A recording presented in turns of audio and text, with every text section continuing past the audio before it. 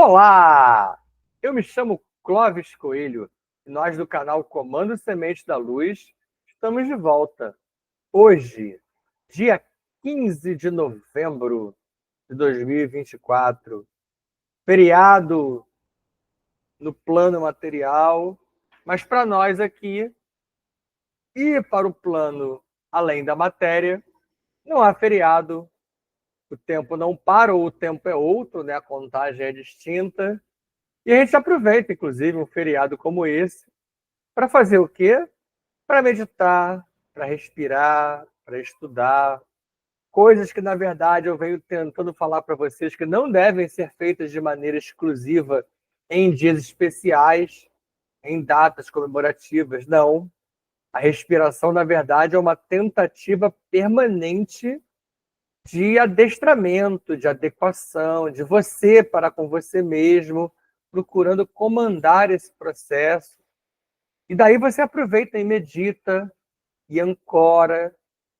Como eu venho tentando fazer, eu diminuir o iniciozinho do nosso ancoramento, aquela nossa etapa inicial, para que você possa perceber como fazê-lo, como fazê-la de maneira mais sucinta, mas também porque eu comecei a acrescentar em algumas palestras pares a ativação da energia ACA, né?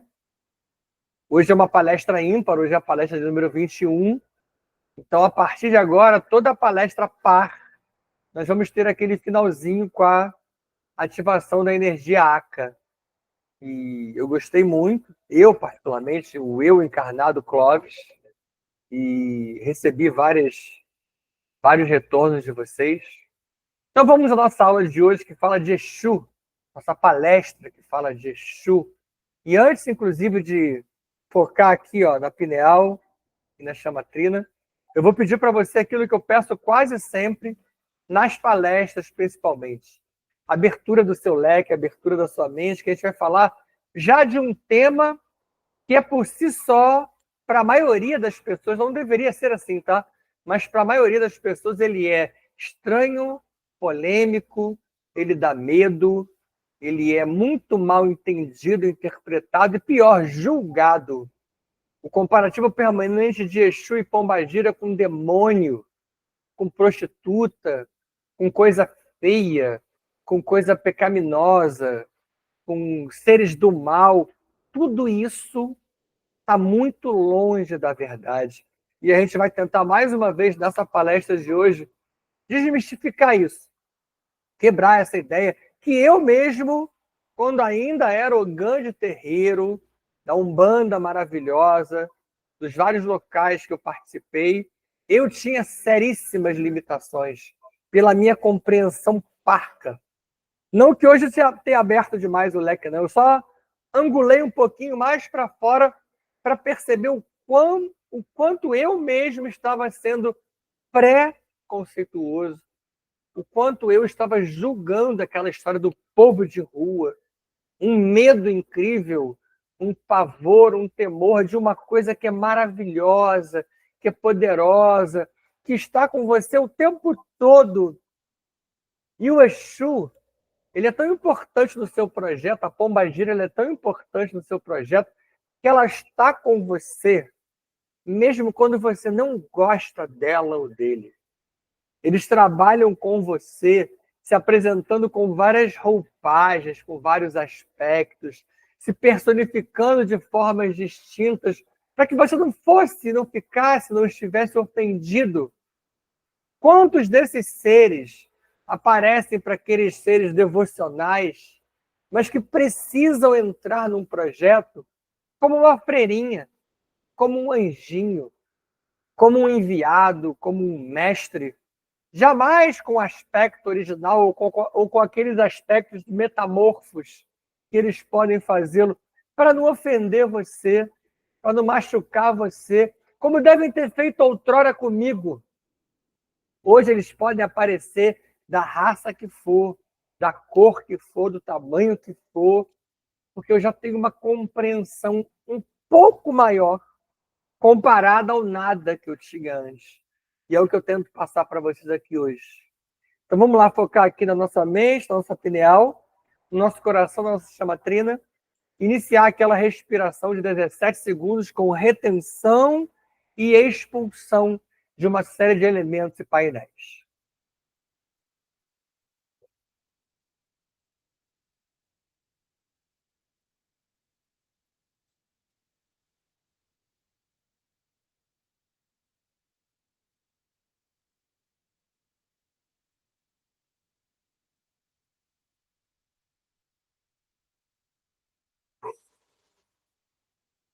Inspire. Junto do oxigênio, coloque para dentro essa energia quintessenciada que vai trabalhar dentro de você de maneira profunda. Um metabolismo que vai fazer com que você entre em contato com seus tijolinhos formadores. Realize o Qigong. Busque a sua ressignificação. Faça isso diversas vezes, de maneira lenta. E ainda que você não consiga reter por 17 segundos, pelo menos segura um pouquinho. Inspira de maneira lenta. Segura algum tempo. Não respiremos de maneira mecânica, como acabamos por fazer no dia a dia. E devemos, de vez em quando, no carro, na condução, no trabalho, no banho, em determinados momentos, estar atentos a esse pequeno freio, em que você dá mesmo um freio de arrumação em você. E respira. Inspira. Depois de você colocar isso para dentro, você vai expirar, utilizando o diafragma e o períneo com força para expulsar. E junto do ar sairão coisas que não te servem mais, como paixões arraigadas, como apego profundo, como orgulho, vaidade, mágoa, rancor, ódio. Essas limitações que nós, humanos, ainda nos impomos e que nos limitamos com elas. Junto de gaiolas, pactos, votos, batismos, dispositivos umbralinos, chips, implantes e cadeados que saem de você, deixando você livre, leve, solto. E com nossos queridos guias, amados mestres e toda a nossa enorme família estelar. Com Rancor e a sacerdotisa do templo e o sacerdote do templo de Horus, com Rokná, e aí sim, as sacerdotisas do templo de Isis, Druxus, Sucalá, Mirna, Kadisha, Vovó Maria Conga. E hoje, Exu Veludo e Maria Padilha Rainha, que nunca são esquecidos, hoje têm que ser lembrados de maneira diferente. Porque vamos falar deles. E nós do canal vamos falar sobre seres que pode parecer para vocês que a gente vai entender muito, mas nós estamos engatinhando na compreensão desses tronos, dessas hierarquias. Alguns Exus e algumas pombagiras nem são seres, são consciências, são níveis muito acima da nossa capacidade ainda, não de compreensão, mas de aceitação. Eu tendo a aceitar aquilo que parece comigo, aquilo que é próximo de mim, aquilo que se distancia muito, eu tendo a não aceitar, porque eu não me acho capaz de. Começa a abrir essas possibilidades. Porque vamos juntos com eles. E todos os seres que aqui se encontram como mestres, mentores, amparadores, guias, até Adonés, bordo do prato avonal, de onde Anhotakitei e Mitran-El vão nos oportunizar a energia Umara através do portal Avona Shantar. Inicialmente, será entregue aos filhos paradisíacos Micá, Metraton, Emanuelis e Starré. Deles as ordens, das ordens aos comandos, dos comandos às naves, das naves aos comandantes. E hoje, além de comandante Siriana e comandante Astarchera, eu cito sempre, mas devo ressaltar que Astar Niolim II é o topo do trono Exu Veludo. E Maria das Estrelas é o topo do trono Maria Padilha Rainha.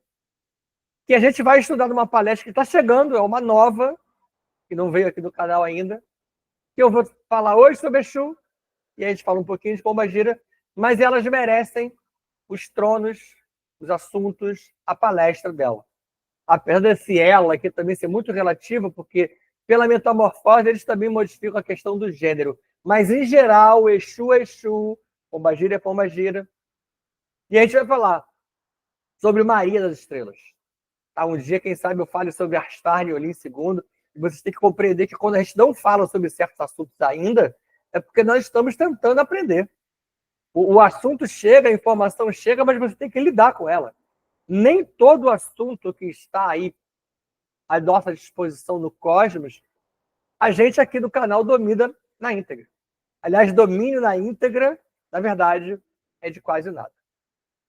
E junto com esses seres, a energia Umara é entregue, então, aos tronos de Petugélios e Caboclos de Aruanda, que chegam com o comandante Panther e o comandante Jaguar, abrem círculos concêntricos à nossa volta e nos colocam lá no centro. E em nós iniciam pequenas intervenções.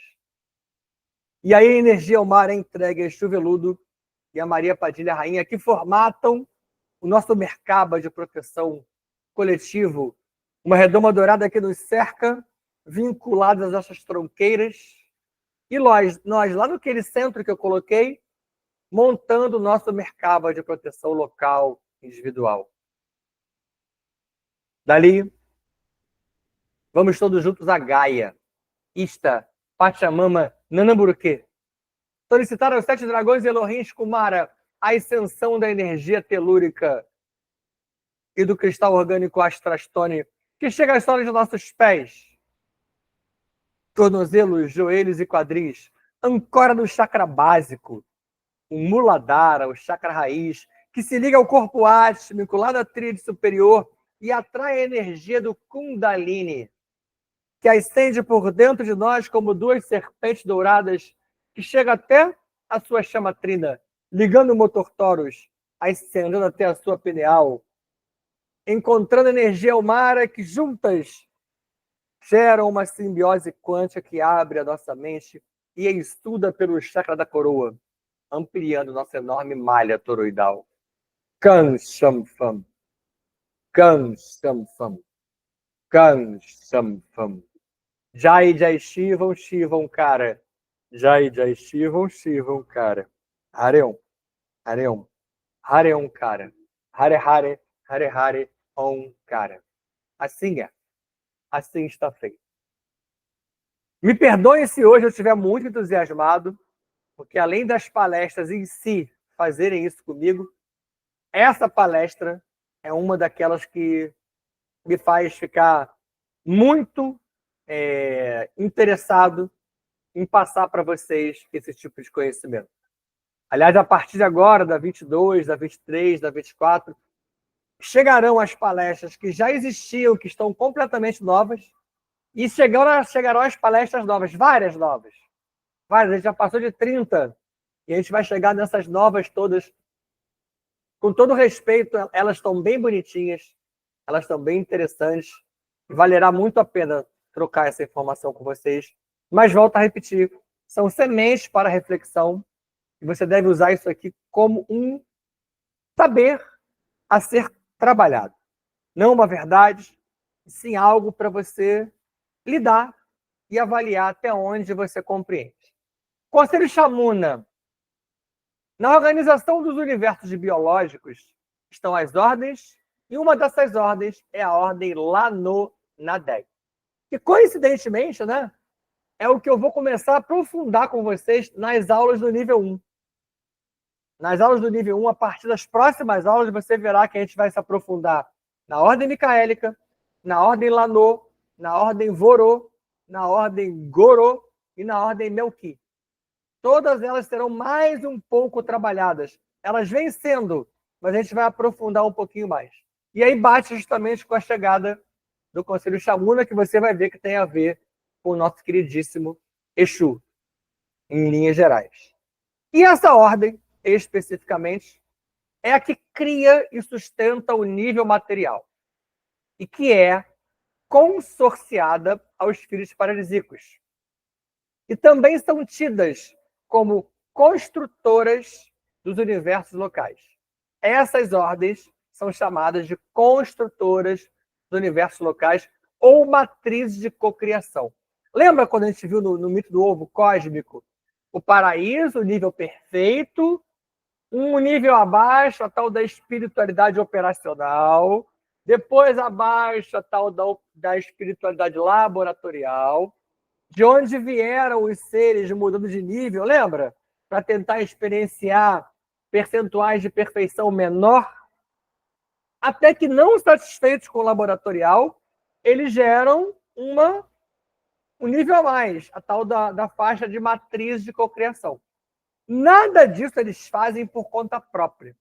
Filho paradisíaco, ancião, eles dependem das ordens. E para esse caso específico, é a ordem Lanô que gerencia. Por isso que ela é construtora de um universo local.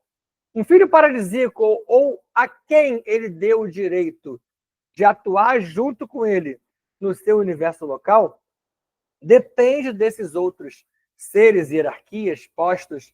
Não há um trabalho sozinho. É trabalho em grupo, por isso que eu falo tanto de projeto. Nessa ordem Lanô, há o Conselho Chamuna.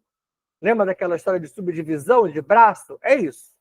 Esse Conselho Chamuna, especificamente, ele é responsável pela geração e pela distribuição de almas e projetos genéticos, já na fisicalidade. Lá nas aulas do nível 1, você está vendo comigo coisas de um tempo pretérito e de níveis acima. Aqui, especificamente, como eu até falei recentemente, trata-se de algo mais próximo da fisicalidade. Nesse caso aqui, a gente trata no canal, somente uma fonte faz isso além de nós, a fisicalidade como sendo 4 a 9D. É a tal da matéria bariônica. São níveis distintos de fisicalidade. Aqui é a fisicalidade mais densa. Tá? Esse conselho é uma estrutura cósmica que permite a existência de um corpo 4D, o seu caso hoje, imantado por um fractal. Ou seja, não é sempre assim, professor? Não. Não é assim em todo lugar? Não. Nosso universo de Nébadon, ou Bulloca, ou para aqueles que preferem trabalhar Bulloca como sendo o universo teta, mais próximo da nossa realidade menor, ok. Essa área é o que a gente chama de área bem diferente das demais. O projeto micaélico, os projetos que se deram aqui, que estão em andamento, são bastante distintos, como, por exemplo, de Chinkara, de Tífanes, que são próximos. Imagine você dos que são mais distantes. Então, sob essa ótica, nossos formatadores, ou os que nos permitem a existência, são essas consciências da ordem Lanô. Então, as consciências da ordem Lanô-Nadeck são aqueles que nos permitem a existência. Especificamente em Nébadon, é Lúcifer, o posto Lúcifer, a hierarquia Lúcifer, o nosso formatador local, um líder entre os Chamunas. Tá? Eu já falei para vocês que eu trato Lúcifer como sendo Iel Luzbel, e já expliquei para você no clube de membros uma aula, a primeira inclusive, sobre a rebelião de Lúcifer, de uma maneira distinta. Tá uma imagem meramente ilustrativa de uma reunião bonitinha, que já estava no anterior, do Conselho Chamuna, entre eles ali, vários importantíssimos da nossa formatação, como o próprio Lúcifer. Mesmo que El Luzbel ou o Lúcifer daquela época hoje esteja contido numa faixa de realidade, a hierarquia Lúcifer foi ocupada.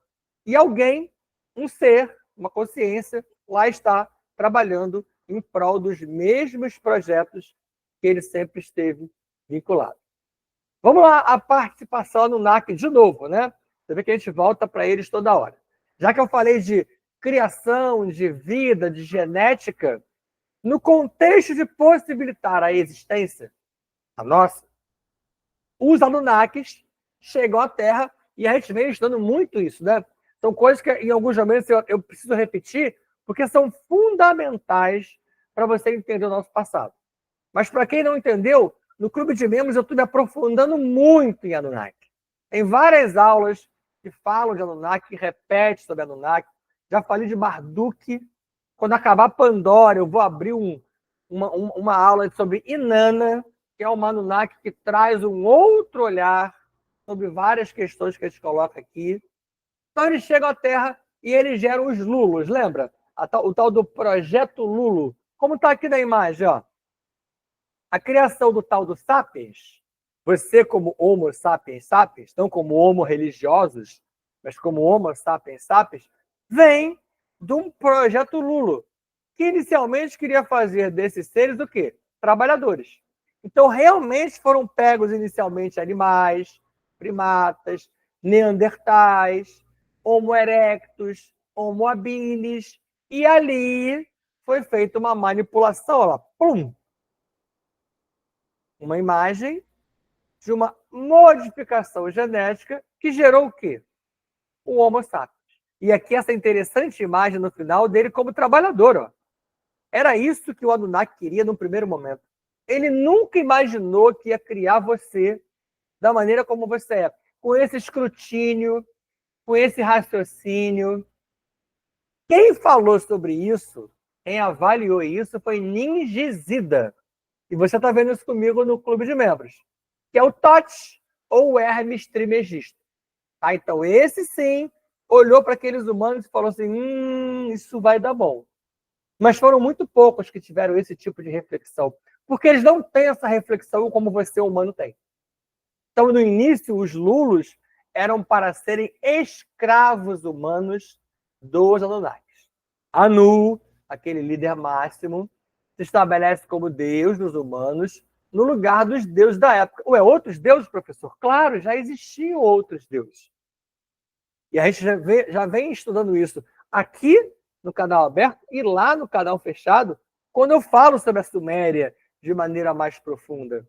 E conto que muito antes já havia outros deuses extrafísicos e extraterrestres, né? Na geração dos Lulos, foram desligadas as capacidades mediúnicas por Enki. Aqui você já entra em qual comparação? Ó? Lembra das aulas do nível 0, em que eu falei que havia aqui no planeta um projeto Toranque de 200 mil anos, em que estavam os elfos, e daqueles elfos foram retirados também material genético, e dali foram desligadas as hélices, para que daquele primeiro momento eles só obedecessem ordens, eles seguissem um padrão, como está hoje a humanidade, como está hoje o gado. Tá? Mas quem fez isso? Enki, o geneticista Anunnaki, e Nirinsage, ou Ninhursage, os quais passam a controlar a criação no âmbito Terra. Então, eles passaram a controlar a criação no âmbito Terra. Nirinsage e Ninhursage, tá? É a mesma pessoa, e Enki. Era a nossa matriz de controle local sendo estabelecida. E se utilizam das religiões para esse controle. Quem? Desde lá de trás, desde Anu, desde outros seres, como o próprio Javé, que eu conto para você, utilizam as religiões. Ah, mas já tinha isso? Já tinha. Não tinha os nomes das religiões que você tem hoje, mas a ideia da religião, talvez não com o nome religião, mas com esse arcabouço, com essa roupagem de devoção, de fé, de sacrifício, de um Deus que precisa egoisticamente ser endeusado. Na verdade, não é de um, né? De deuses. Aqui nós já tínhamos Zeus, já tínhamos Apolo, já tínhamos Ares, já tínhamos vários desses deuses, como a própria Trimurti em ação, todo mundo querendo embelezamento, endeusamento, louvação. Então, aqui está uma sequência de várias informações que eu li nesse número 2, até onde eu parei em religião, ó, que você já tem estudado comigo. Você vai entender por que eu passo por isso de novo para chegar no nosso queridíssimo Exu e na nossa queridíssima Pombagira. Lembre-se que nesse período, já nesse período, discordâncias entre os Anunnakis aconteceram. no que diz respeito ao controle. Tanto que houve a guerra, houve as guerras. Marduk contra Ninurta, irmãos de clãs diferentes, que eu conto para vocês numa história à parte do Clube de Membros, foi parte desse processo em que eles não se entenderam. Nem todo Anunnaki é ruim. Na verdade, essa história de também dizer o tempo todo que eles são do mal, não é. É uma questão de comportamento baseado no próprio cérebro. O cérebro deles, apesar de eles serem biológicos, eles não são iguais a nós. Eles não têm o mesmo discernimento, escrutínio, racionalidade, raciocínio como nós temos. Tá? Então, essa questão do controle, eles discutiram. Por isso que Enki e Ninhursag deixaram a linha aberta uma possibilidade lá para frente. Porque eles sabiam que naquele ser ali, e eles foram chamados a atenção por Ninjizida, que é o Thoth, sobre aquele ser que vocês estão manipulando, ele é importante. Paralelo a isso, lembra quem que acontecia? Pandora. Paralelo a isso, Epimeteu e Prometeu também manipulavam geneticamente esses animais domésticos, esses animais de estimação, que eram os humanos. E aí, Calil-Cadmon, um presente de Zeus, que se transformou em Pandora, também foi um despertar via poções. Então, as coisas aconteceram em paralelo. Esse foi o processo de criação do que hoje é você. Mas, nessa época, esse controle já era o quê? O tal do sistema de crenças e valores eclodindo. Quem fala muito desse sistema de crenças e valores é o professor Luiz Antônio Peixoto Vale, da série Checkmate Global. Vamos ali a 3 observações em sequência. Ó. A número 1 está aqui em cima. Ó. Capacidades mediúnicas que foram cortadas por quê? Para que os lulos obedecessem ordens. Porque já havia outros projetos, como os dos elfos, em que os elfos eram despertos. Mas o Anunnaki não queria aquilo. O Anunnaki não queria um ser desperto. O ser desperto não obedece ordem. Um ser desperto não é gado. Um ser desperto não vira massa de manobra. Ou pelo menos não obedece de maneira cega. Não obedece ao primeiro impulso, lembra? Nem ao segundo, ele vai avaliar o terceiro. Ele vai elocubrar sobre o quarto impulso. 2. Eu estou ali em Nirin e Enki, que deixaram opções de deslacre futuro. Tanto que quem foi que deslacrou aqui como humana? Eva. Quem deslacrou como demo? Pandora. Pandora virou humana na metamorfose, mas originalmente ela era um demo. Calil-Cadmon. Um demo diferente? Era. Mas era demo. E o 3, ó. Religiões. As mesmas criadas e utilizadas depois por Javé. Aí entra aquela história que eu já contei também, que foi o próprio Javé que formatou o judaísmo, o islamismo, e depois caiu para diversas outras possibilidades, como Jesus, que veio a dar do cristianismo, que não foi Jesus que criou nada, mas Jesus foi o avatar que Visto emprestou para Brahma. Brahma é Javé. Tudo isso já vi com vocês. Olha como nesse slide, que parece que tem pouquíssima coisa, ele abre diversas possibilidades para você estudar. E aí vamos nós, então, nos aproximando de entender aonde eu quero chegar com Exu e Pombagira. Para a criação do demônio. Ué, mas Exu é demônio? Jamais. Mas o demônio foi algo criado pelas religiões. Algo formatado pela igreja. Vamos entender como. Na Terra, havia mais projetos além dos lulos, como eu acabei de ressaltar. E para compreendê-los, precisamos diferenciar os extraterrenos, como Anu, dos extrafísicos, como os demos. Para falar de Deus, Zeus é um deus extrafísico, do Brahmaloka, do Olimpo, do universo de plasma. Anu é um ser biológico do nosso universo. Por isso, um é extraterreno, que é fora da Terra, o outro é extrafísico, fora da fisicalidade. Tá? Essa compreensão que nos permite entender esses diversos projetos. Tá? Alguns ligados aos extrafísicos, outros aos extraterrenos. Esses projetos foram os que levaram ao deslacre. Ah, mas vamos lá, professor, todos eles queriam esse deslacre? Não. Pandora deslacrou por conta própria. No Clube de Membros eu conto uma história sobre Pandora que você observa que pode haver ali por trás de Pandora Mika, Eros. Como quem deslacrou aqui no plano terreno foi Eva.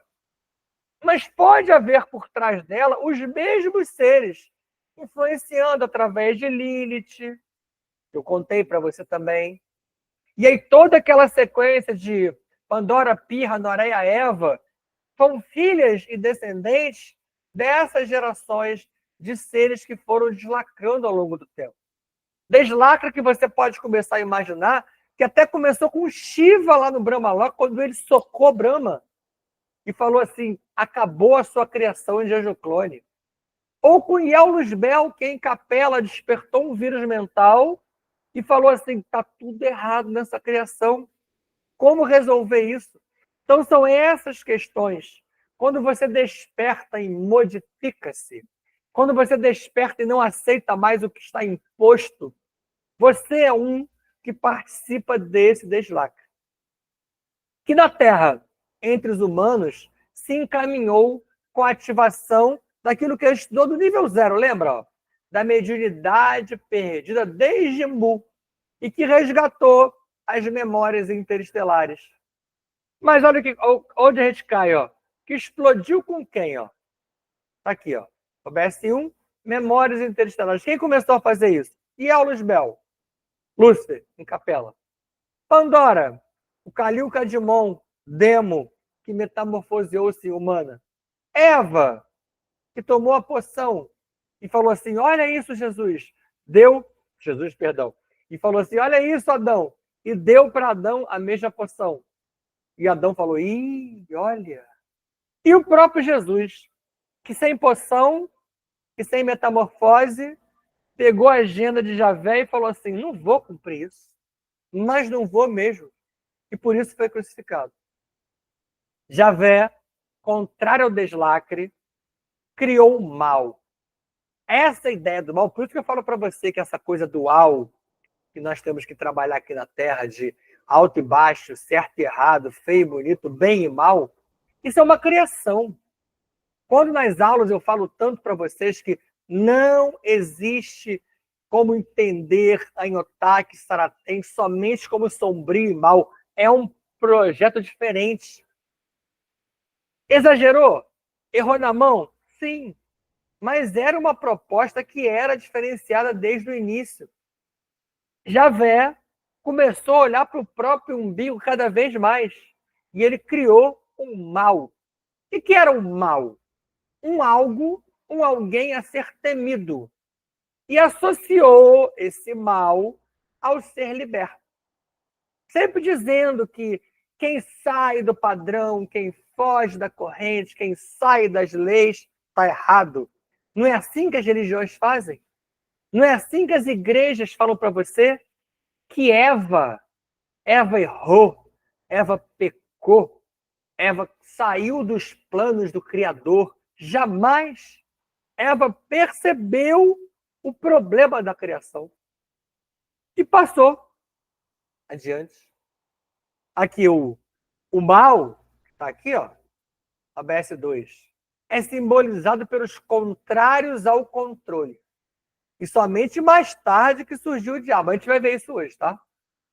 O mal surgiu primeiro, a ideia do mal.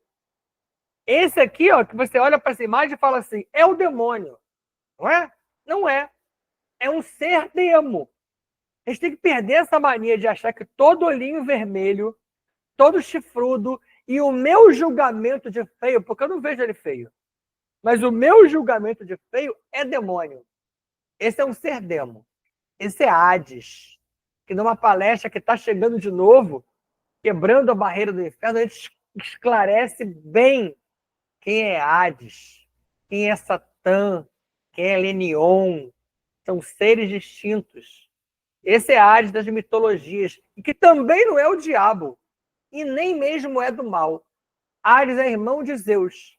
Ares é responsável pelo Tártaro, o tal do inferno do Brahmaloka. A gente também vai estudar nessa palestra que eu falei para vocês. Falamos do mal, agora vamos à personificação do mal. Como é que isso chegou numa pessoa? Como é que isso se personificou em algo ou em alguém? Tá? No período das Cruzadas, aquele período lamentável do planeta, no século XI, os templários, lembra deles? Buscavam resgatar um valioso Jesus histórico e os manuscritos de Maria Madalena, que a gente estuda a beça com vocês na palestra sobre Jesus, na palestra sobre evangelhos e muitas mais. Tornaram-se esses templários poderosos demais para a igreja. Eles cresceram tanto que eles mesmos começaram a virar quase que bancos. Claro que não havia ideia de banco na Terra ainda, mas eles emprestavam dinheiro para os nobres. E isso fez a igreja olhar para eles e falar assim, tá grande demais. Nada pode ser tão grande quanto eu. E aí, Felipe IV da França, papa da época, foca no extermínio dos templários. E como é que eu vou exterminar eles? Vamos causar de maneira a fazer com que eles sejam vistos como algo do mal, pecaminoso, contrário à igreja. E aqueles estudos que são feitos quando você quer denegrir alguém, quando você quer, como hoje nós temos as fake news, as plantações de ideia, aquela coisa de existe um fato e você monta uma versão daquele fato. E aí a humanidade não enxerga o fato, enxerga a versão.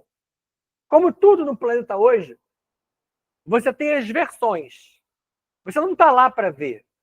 Você entendeu o que aconteceu na eleição americana a partir do que foi passado para você.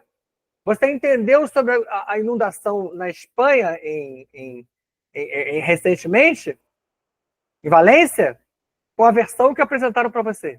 Você entende sobre o problema do Haiti, sobre a versão que passaram para você. Você não foi lá verificar.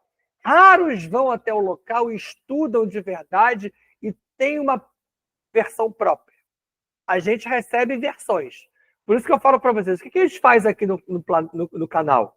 Também apresentar para vocês diversas versões da revelação espírita, da revelação cósmica, da revelação psíquica, de Kardec, de Blavatsky, de Kapila, de Siddhartha Gautama, das mitologias, para você pegar as que você achar mais interessantes e cruzar. Ou abandonar tudo e falar tudo bobagem. Prefiro continuar com a minha fé religiosa devocional. Ok.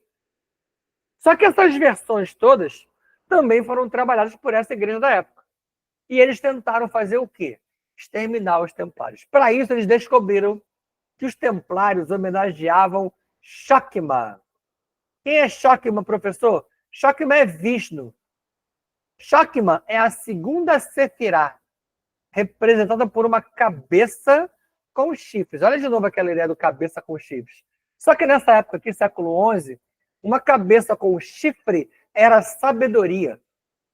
O chifre era representativo de sabedoria. E era isso que os templários endeusavam. Deveria endeusar a cabeça? O chifre também não. É uma outra questão. Também não sou a favor de endeusar, de ter guru, nada. Mas eles faziam isso. Mas faziam outras coisas boas.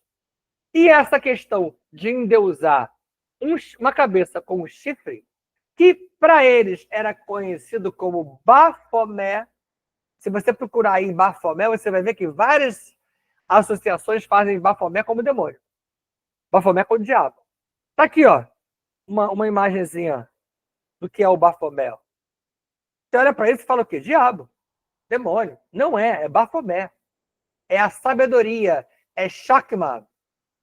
Então não tem nada a ver o que ao longo dos tempos foi sendo versado para nós. E esse Baphomet, passou a personificar o mal. E com ele surgiu o diabo.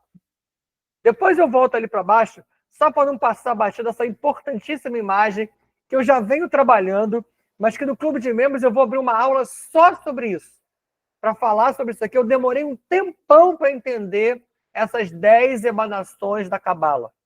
E aqui tem o nome de todas elas, mas eu vou destacar só 4. Ó. Emanações da Cabala. Ó. A número 1, Keter, é Brahma. Número 2, Shakma, é Vishnu ou Eros. Vishnu é na mitologia hindu-ariana, Eros é na mitologia grega. Aqui, no caso, Keter, que é Brahma, na mitologia grega é Caos. E esse aqui é Binah. Binah é Shiva, ou Tartar, ou Tártaro, tá? E lá embaixo, Malkuth. Quem é Malkuth? Malkuth é a 10ª Sefirá.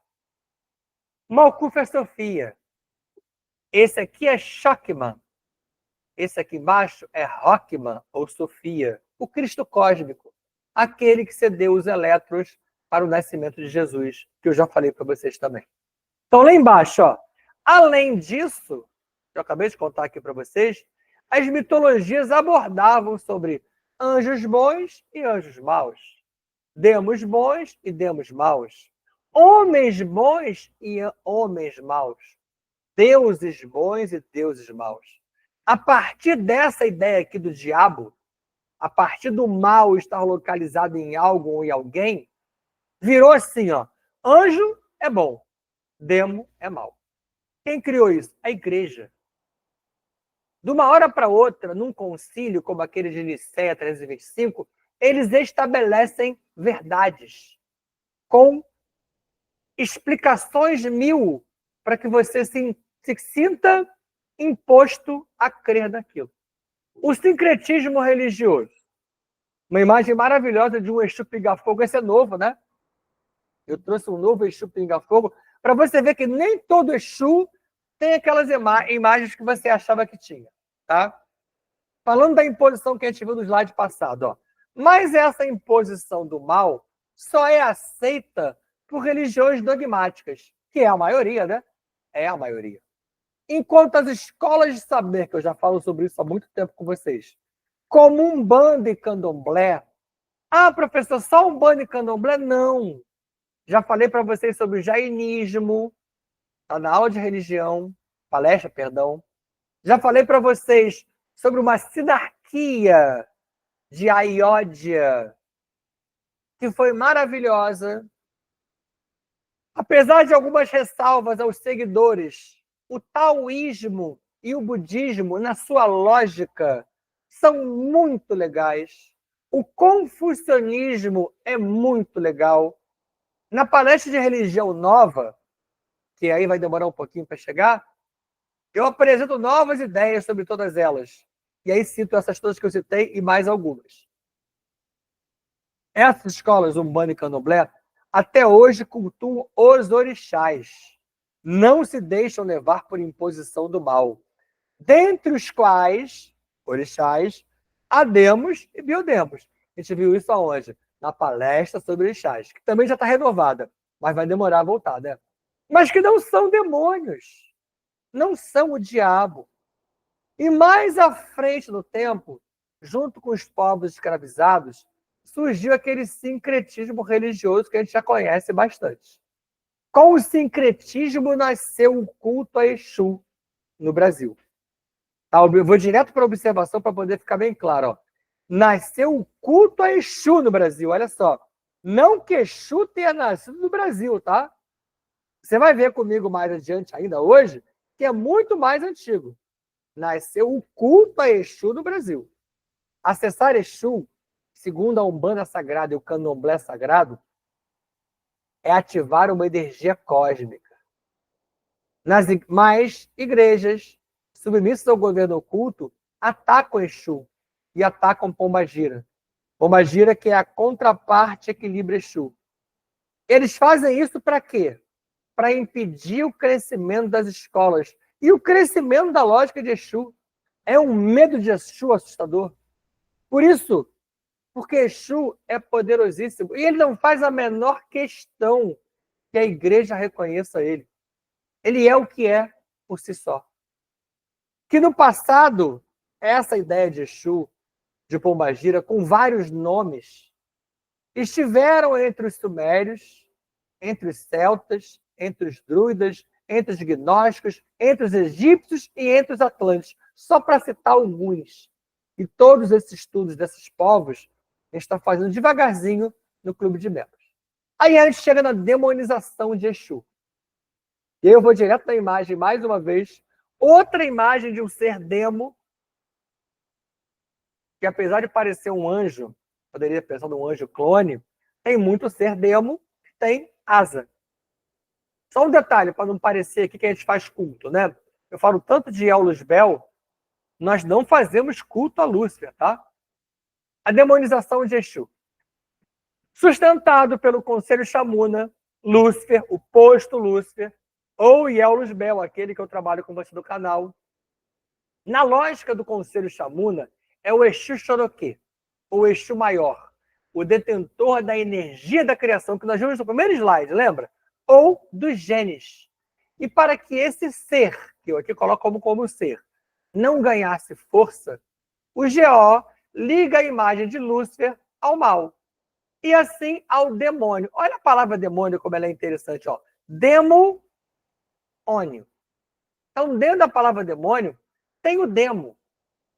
Inclusive, várias mitologias que a gente estuda não falam nem de demo, falam de seres demoníacos, da cultura demoníaca, que é dos demos, não é de demônio. Essa história de demônio como diabo surgiu depois. Tudo que é imposto dessa forma, que tenta fazer com que você fique dogmatizado, está sob o controle do Deus deste SGS ou GO. Quem é esse Deus? É Javé, é Brahma, é Alá, é Atom, é Caos, é Kagen. Demonizar Lúcifer foi a tática de Javé. Ou também de Anu, e que alguns confundem um com o outro, mas não é, né? Javé é Brahma Loca, Anu é biológico. E é através desse medo que há o aprisionamento e a manutenção dos fiéis dogmáticos. Eu morro de medo de Exu. Eu morro de medo de Pombagira. Porque me disseram que ele é o mal. Porque me disseram que ele faz o mal. Eu nunca fui ver. Eu não quero nem ler sobre isso. O BS1 está aqui em cima, ó. Lúcifer. Era assim em Capela, quando famílias de biodemos viviam junto a Rockman, aquela 10ª Sefirá, Malkuth, até que se deu a rebelião. O OBS2 já está aqui, ó, em demonizar. Tudo que é demonizado, em geral, fere os interesses de alguém. E a quem incomoda tanto? Aos dominadores globais, aos senhores da matriz de controle. Você percebe isso? Aprofundando a ideia de Exu. Essa imagem também é nova, eu achei essa imagem espetacular. Esse é mais um Exu com uma espada linda, com 2 seres do lado dele maravilhosos. Exu e Pombagira são guardiões ou zeladores dos universos locais. São coordenadores das leis universais ou siderais. São comandantes estelares. Isso é Exu. Isso é Pombagira. São muitos nomes em diversas origens. Exu, com SH, Bara, Akesam, Yanji, Legba, Onan e Barabô. E falar os nomes deles não te traz nada de mal, nada de ruim. E todos eles são orixás a serviço da ordem e da disciplina em muitas dimensões. São os primeiros orixás em um planeta, logo que este surge. Eu considero Exu Pombagira orixá, tá? Eu sei que tem algumas linhas que não consideram, ok, eu respeito e eu entendo, não tem problema nenhum, mas para mim é. Eles estão imbuídos nas tarefas de guarda e defesa, que vai desde seres na 4D a dimensões em ordens, tá? Na Umbanda e no Candomblé, os guardiões costumam ser chamados de Exus e Pombagiras. Mas aí tem Legbara, Bombogira, tem vários nomes para elas também. A gente vai trabalhar isso na palestra sobre elas, tá? O BS1, ó, que está aqui embaixo, ela está aqui nos Guardiões. Há algumas fontes e autores que até já os denominam de Exus Guardiões. Tamanha a importância dessa lógica da guarda no Exu e da Pombagira. Então, muitas fontes, eu já vi isso com o Robson Pinheiro, já vi isso com o Rubens Saraceni, eles chamam de Exu Guardião e, gente, é a mesma coisa. E esse Exu eu deixei desde a primeira palestra. Eu acho maravilhosa essa imagem. Exus são seres únicos. E eu não vejo essa imagem como feia, ela não me dá medo, eu acho ela sensacional. Característica dos Exus que a gente precisa entender para desmistificar de vez. Eles não interferem no livre-arbítrio. Não se iluda. Aquela história que você vê dos vários lugares, as pessoas pedindo coisas pequenas, coisas particulares, como um emprego, como um processo, como um dinheiro, como um amor, como um carro para Exu, isso fere demais a lógica. Não são feios, nem são maus. Plasmam-se. Ah, professor, todos eles são metamorfos? Não. Não, nem todos eles têm a capacidade de metamorfose. Mas a grande maioria consegue se modelar. Nem todos são demos ou biodemos, ou ex-demos ou biodemos, tá? Tem dos dois tipos. Na nova palestra sobre Orixá, eu vou esclarecer isso melhor. Porque eu percebi que da vez que eu trouxe a palestra de Orixá e eu falei da metamorfose, gerou certas dúvidas por um lado que ficou em aberto. E lá eu vou esclarecer sobre isso. Possuem a faixa vibratória e o grau magnético específico, todos eles. Por isso que se fala em linha de Exu ou linha de Pombagira, pela faixa vibratória, pelo grau magnético. Há hierarquias de Exu. E, obviamente, com isso tem Exu menor e tem Exu maior, claro. Como todos eles têm. Como nós temos. Manifestam-se na vida dos seres. Olha o importante que eu vou falar agora. Ajudando-os, não interferindo no livre-arbítrio. Ajudando-os a cumprir os projetos. Como sem interferir? Porque depende do ser. Exu Veludo e Maria Padilha Rainha estão aqui. Eu posso não ouvir. Eles podem falar comigo o tempo todo, eu posso não fazer. Eu posso não entender. Isso acontece. Isso acontece comigo com o Roquiná, o Rancor. Quantas vezes eles reagem assim? É que enfim. Porque demora para um humano encarnado se tocar, respirar, meditar, cair em si. Mas eles não vão interferir no seu livre-arbítrio. Se você tiver que passar por uma benesse, você vai recebê-la. Se você tiver que passar por uma questão que a gente gosta de chamar de prova, expiação e resgate, ele vai deixar você passar por aquela questão. Ele vai o tempo todo tentar te auxiliar, mas ele não fica ali como uma bengala para você ficar se ancorando, se escorando. Depende de você. Vou continuar. Ó. Afastam vícios. De novo está vinculado aqui. Ó. Olha lá. Não se iluda que ele não cura você na íntegra. Depende de você. Afastam vícios e facilitam o acesso dos demais orixás ao ser na 4D. Quando se oportuniza o fato. Você acha que o cara tá lá cheirando todas, bebendo todas, e o cara vai lá e puxa ele? Não puxa. Não puxa porque depende de você. Não adianta só pedir, tem que fazer. Não adianta só esperar, tem que entrar em ação. Exu e Pombagira é trono que foi humanizado na Lemúria e não na África, como se acredita. Eu até já trago sobre isso na palestra de Orixás. E aqui, quando eu falo que ele facilita o acesso aos demais orixás, assim como é Exu, que chega num planeta primeiro para depois dar entrada aos outros, é ele que oportuniza em você que quem trabalha com você seja Iemanjá, seja um caboclo, seja um preto velho, seja Omulu, seja Oiá, vai depender do que o Exu vai dar de entrada. Então, olha a importância desses seres. E eles não têm esse mimimi, não, tá? Para eles, isso faz parte de um projeto. Não tem essa coisa de, vai dar entrada para mim, eu não consigo chegar no meu guia. Não é assim. Para eles, funcionam super bem, tá?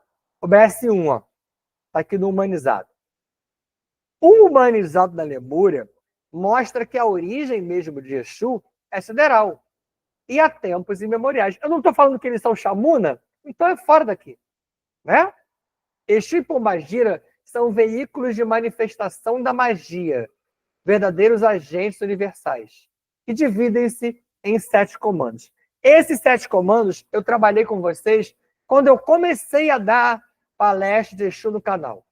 Procura lá na primeira listagem, que está lá, que começa, inclusive a primeira começa de 2 a 18. A 1, eu acabei dando uma palestra no NUME, que é o Núcleo de Estudos do Michael de Nébadon, e eu não consegui gravar. E aí eu comecei no canal a partir da 2 e foi até 18. Aí depois, na próxima sequência, tem da 1 até 18. Procura nessas primeiras, a primeira de Exu que aparece, que não tinha no início. Exu veio depois. Na primeira de Exu eu explico isso aqui, ó. Os 7 comandos. Eu explico um por um. A palestra Exu foi uma dessas que eu mudei sempre. Para você ter várias versões. Para você poder assistir aquela primeira e assistir essa e falar assim, caramba, tem coisa que nem aparece igual. Tem coisa que não volta. Porque você já superou aquele degrau e eu preciso que você vá adiante. Tá? E eu preciso fazer isso sempre com as palestras. E aí todo mundo vai olhar para esse Exu Caveira, vai falar assim, nossa, que feio. Eu vou te falar, eu acho ele lindo. Olha que roupa maravilhosa. Você tem medo de caveira? Já pensou que você é uma caveira por dentro? Que isso aqui, ó, essa roupagem externa, você é igualzinho esse cara aqui, na íntegra. Exu Caveira saúda cada um daqueles que, sem medo, encaram seus projetos. Kan Sham Fam. Kan Sham Fam. Kan Sham Fam. Jai Jai Shivam Shivam cara. Jai Jai Shivam Shivam cara. Hareon. Hareon. Hareon cara. Hare Hare. Hare Hare Om cara. Assim é. Assim está feito. Fiquem em paz. Beijo no coração de vocês. Abraço fraterno e amigo. Vocês não fazem ideia de como eu segurei o choro hoje. Várias vezes. Vou falar de Exu e de Pombagira. Eles mexem muito com o meu ser. Eu sei em parte o que acontece. E algumas vezes já falei para vocês aqui. Mas outras coisas são muito nossas mesmo. Nem sempre a gente revela tudo, né? Nada demais, tá? Nenhum mistério, nada assim. Mas tem algumas questões bem importantes entre o meu ser encarnado hoje e o trono de Exu, e o trono Pombagira, sobretudo Exu Veludo e Maria Padilha Rainha, que são seres especiais. E nós tivemos algumas rusgas no passado, e ainda hoje elas existem, mas fazem parte de um projeto que agora eu estou começando a despertar para ele. Então a energia deles, assim como a de Rock, eu falo é Rock Na, e o Rank, que é o Rancor, ainda mexem em especial comigo. Uma vez que eu estou encarnado, né? 4D nos limita a esse nível. Estudem, coloquem em dias os projetos, os estudos, porque vem por aí palestras completamente diferentes e novas. Se você estiver atrasado com o estudo anterior, vai ficar sem entender alguns tópicos. E coloque nos comentários, caso você tenha dúvida, caso você duvide, caso você queira fazer alguma pergunta. Mais uma palestra que se aproximou de 1 hora. Até o nosso próximo encontro.